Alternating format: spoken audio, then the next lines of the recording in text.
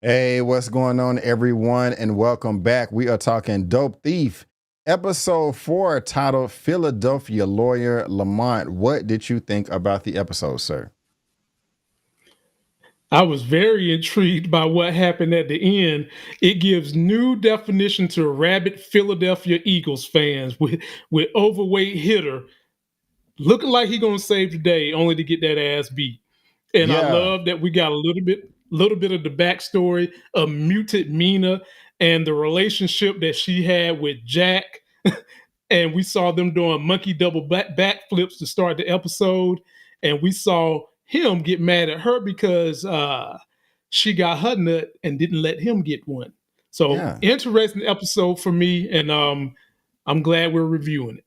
Yeah, man, she seems like she has all the power in this relationship, situationship that they're in. And he did voice his opinion. I don't know if he has feelings, but Mhm.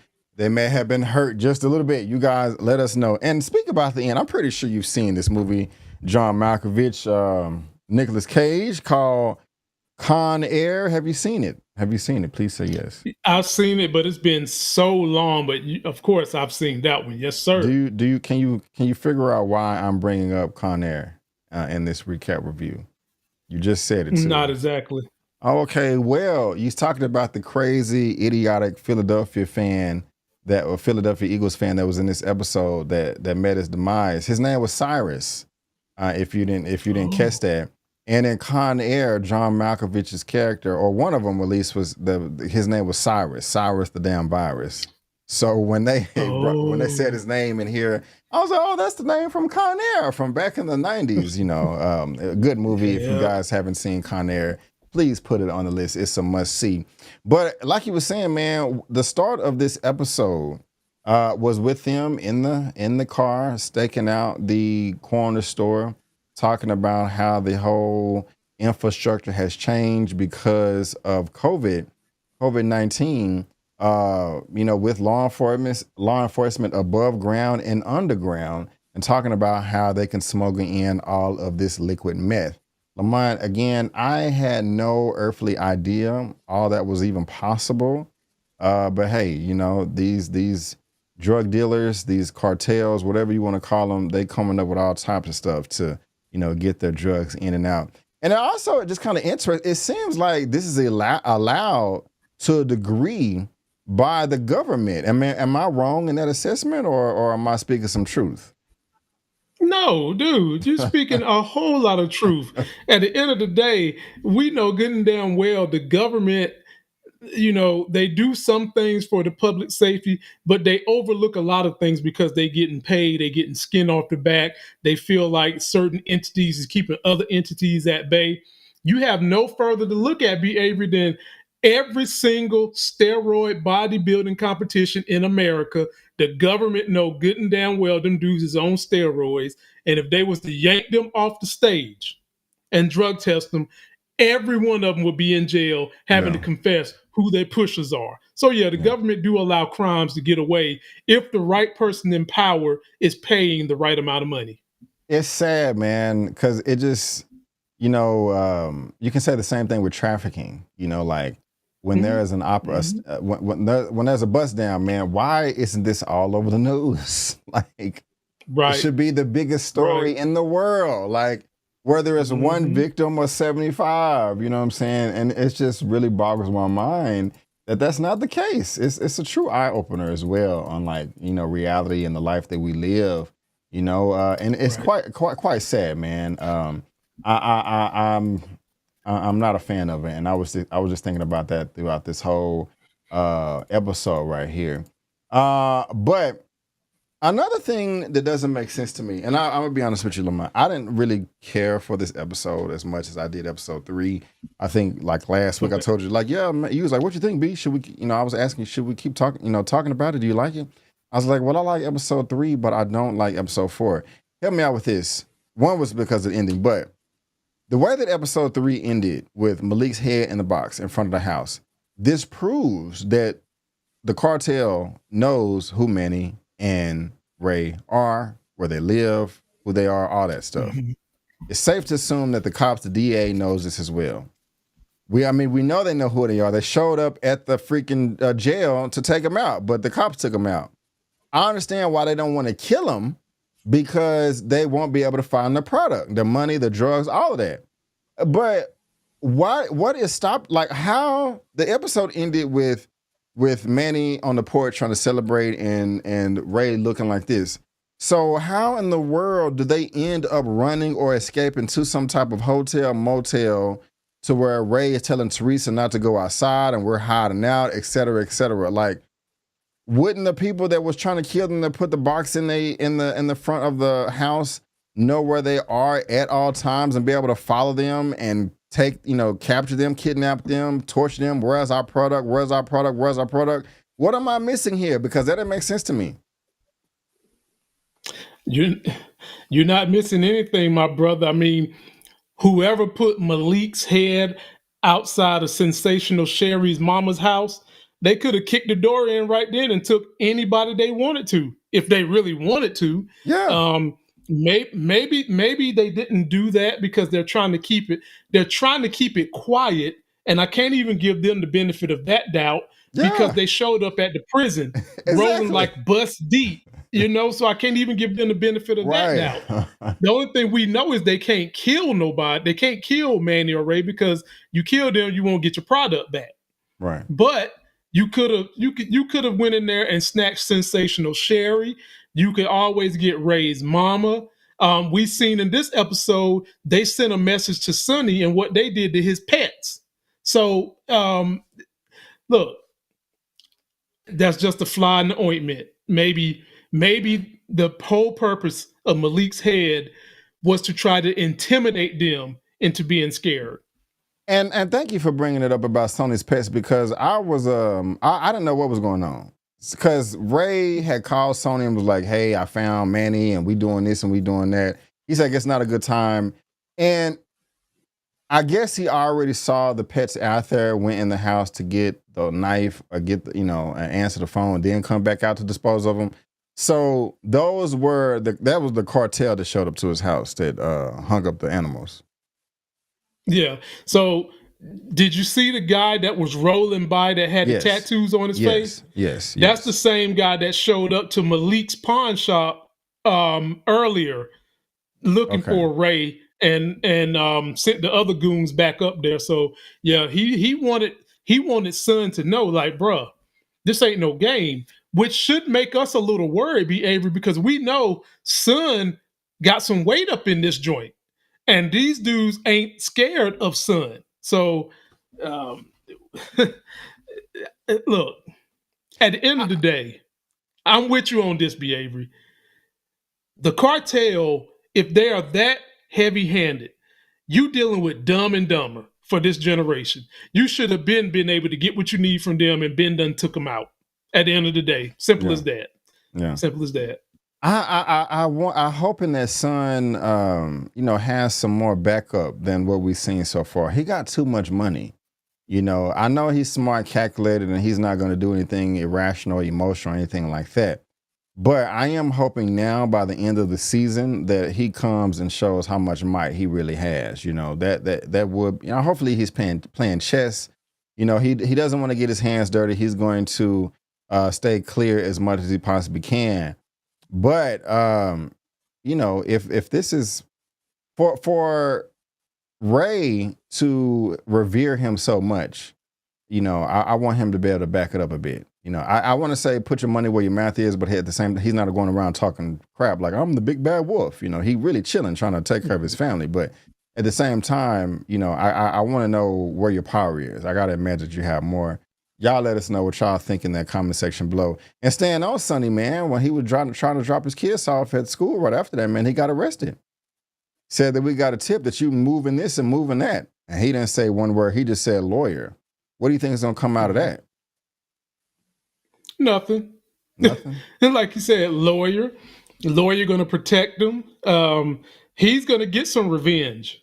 You don't kill a man's pets and then show up and have this man hemmed up in front of his children, in front of the children's peers, in front of the children's teachers, looking like you're a criminal.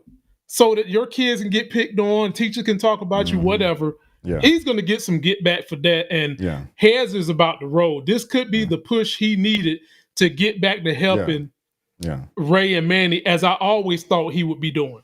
Yeah. Yeah. Hopefully. It doesn't seem like he is going to, go away quietly in the night. Because his boy in the passenger seat, he was working quick, trying to get rid of the gun or get rid of the SIM card and the phone and doing this and eating that. You know, they've been around the block. You know what I'm saying? So that was nice right there. Homeboy swallowed the SIM card like it was the morning after pill. He didn't know water, no nothing. Yeah. It was on just it, man. Use spit to swallow it down, boy. He got that. He got rid of. I hated when that poop gonna come out of him. Boy, you ain't gonna digest that SIM card, buddy. He's not, man. But what's up with Manny though, bro? He back in the hotel shooting up and got the smoke detector going off and can't even hear. Like I tried to turn it off, Ray, but I can't turn it off. It's not bothering me. Like that's man. You got this fine wife, loves you to death. Ray, if he's relapsing, he needs to be with me. She must. She cares, but I guess she's okay with. I don't know, but is Manny going to be okay? He's shooting up in the motel, relapsing. What's going to happen to Manny, man? What's going to happen? Manny's in all kinds of trouble, man. We are learning that he was a former addict, and Ray is paranoid as hell. And he hears that smoke detector from around the corner. He busts up in there and he comes to find a Manny who is so high he could bump his head on the bottom of the damn moon. Yeah. And heroin, smoke everywhere, all kinds. He's shooting up heroin. Yeah. And so usually when someone is stuck in an addict situation, they confide in someone, they find someone that they can kind of tag team to help them get out of that situation. And obviously for Manny, it was sensational Sherry. But the problem is they're trying to protect their loved ones. And so now Ray has a bigger problem on his hands. You're also dealing with drug kingpins chasing you and Manny, but now you also have to babysit someone who's in the throes of being an addict, and stress does not help their addiction. So Ray, good luck to you. Yeah. But to give him credit, though, at least he's trying to do the right thing. He's going to church, Catholic church, and he's trying to do the steps. He's trying to make amends. And he's like, I got to apologize to everybody. Teresa's trying to do the same thing. She got her book right here. Ray, man, sit down, okay? This life that you're living with drugs and money, and it's really hurting me, okay? I cannot sleep at night. I'm having nightmares. Everybody trying to make peace with God, bro. Teresa is, Manny is. Like, how do you feel? This God drug him out of church. That's a bold mother effer right there to drag somebody. No, I don't want you praising God right now and trying to get your life right. Come with me now and let's go do some more stupid stuff. Let's go with Cyrus, the damn virus, and blow people up with Molotov cocktails. Like, come on, man. You can't be doing that right there. But do you give Manny credit, at least, for him trying to, get right with God and turn over a new leaf? Or you still throw him in the trash? I don't really feel like I don't think he was trying as much to get right with God as he was trying to get right with sensational Sherry. Because when he called her, he was inviting her to church to come clean to her. And I feel like as of right now, his God was Sherry, and he was going to be led by her. But his best friend took that away from him, and there's no telling what his behavior is going to be. Well, they did tell us what his behavior was like, and we'll get there in a minute when you get to that part. Yeah. But before we do, how are you feeling about Mina, the other DEA agent that lost her voice, that's going around like this, like, oh, I can't talk. How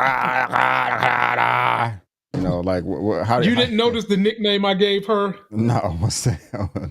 Mutant Mina. You did say that. You stupid, man. How you coming up with this stuff? Mina. Yeah, man. How you feeling about Mutant Mina? She gonna go take a nap on top of Jack's grave or something? What's up with her? I still ain't got over the fact that she nutted and didn't let him nut. Yeah, you stupid. I still ain't got over that. That's cool, and then Jack is married on top of that. Right. Apparently she loved him more than what she let him know. Because This chick is literally grieving his death, and the main reason she wants revenge for this case is more so about Jack than it is about justice for the people. You think And so? her, yeah, 100%.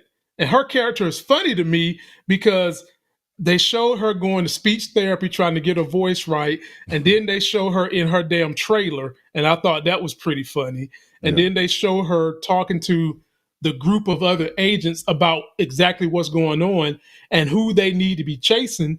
And when you get to her trailer, she got pictures of Ray all over the place with a DEA hat on. So I still contend, B. Avery, that by the end of this, muted Mina will be helping Ray and Manny somehow, some way. You know what? I didn't think about that, but I that's a possibility.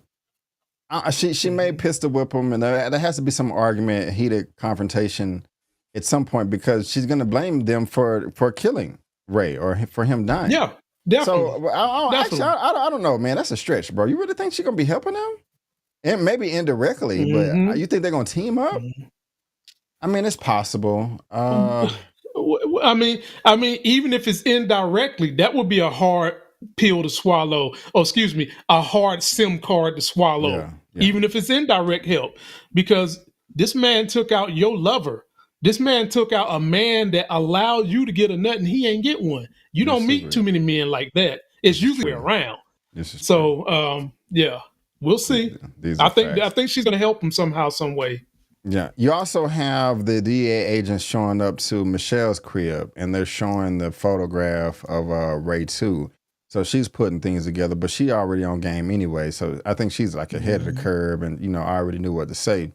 But your boy Ray does some clever Google searching and finds the biker's hangout in the middle of nowhere. Now, Lamont, this is just where the episode just goes down the shitter for me. Like, It does. what? This whole thing was just like dumb. Like, I was like, what is going on? First of all, I don't even know where to start, bro.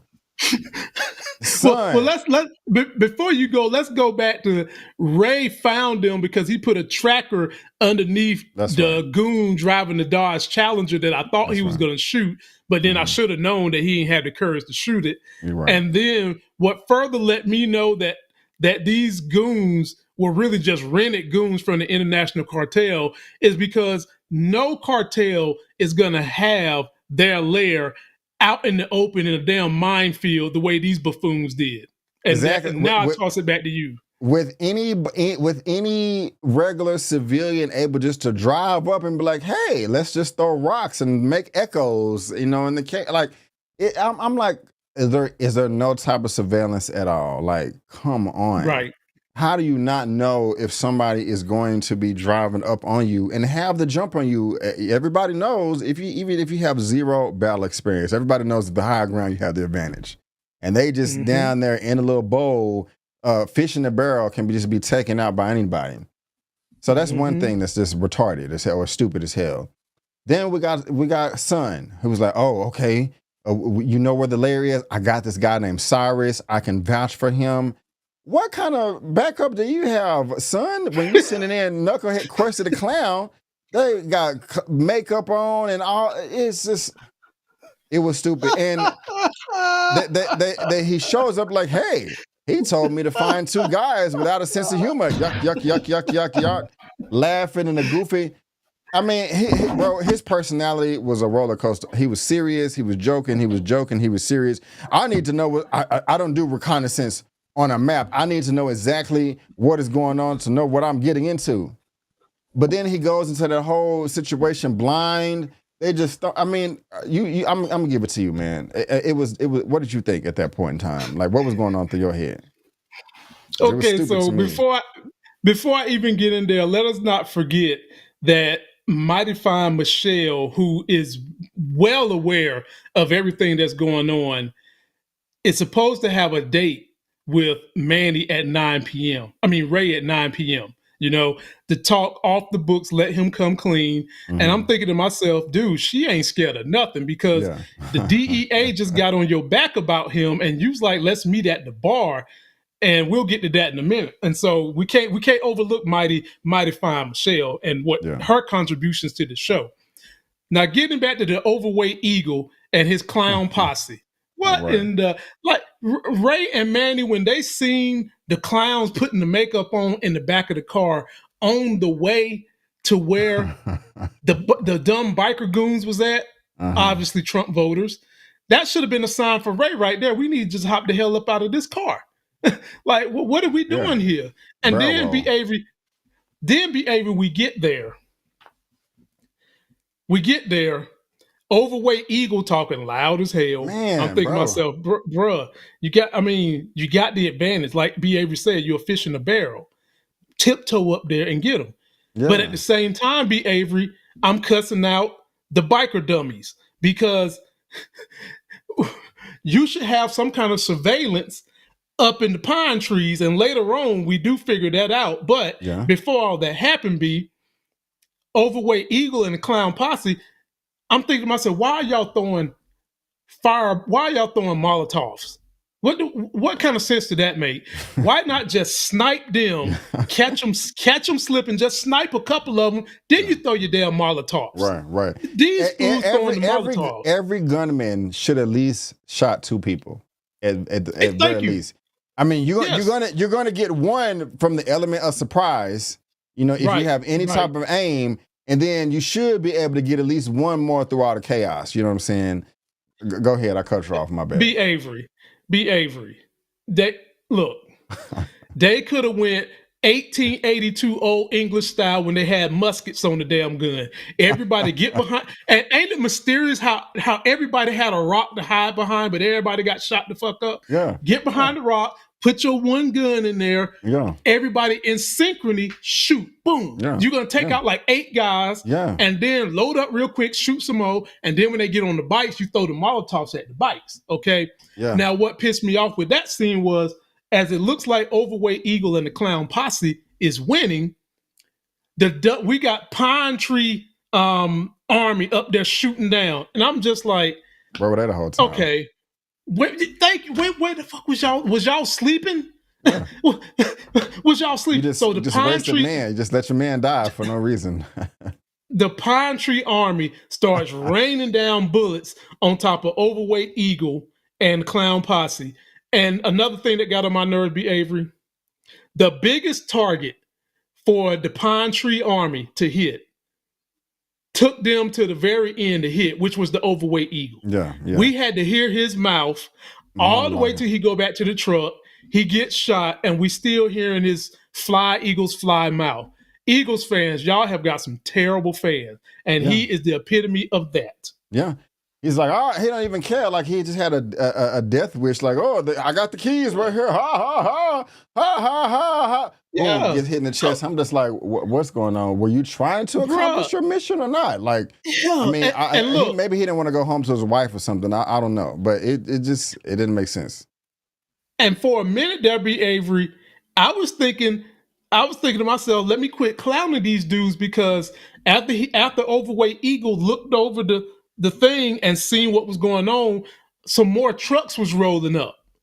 And at first I was thinking it was going to be some people with the biker boys, but it wasn't. It was with him. So I'm thinking, oh my God, this dude really do got a hitter crew. He got a full hitters crew. Yeah. Only for them to all get shot up.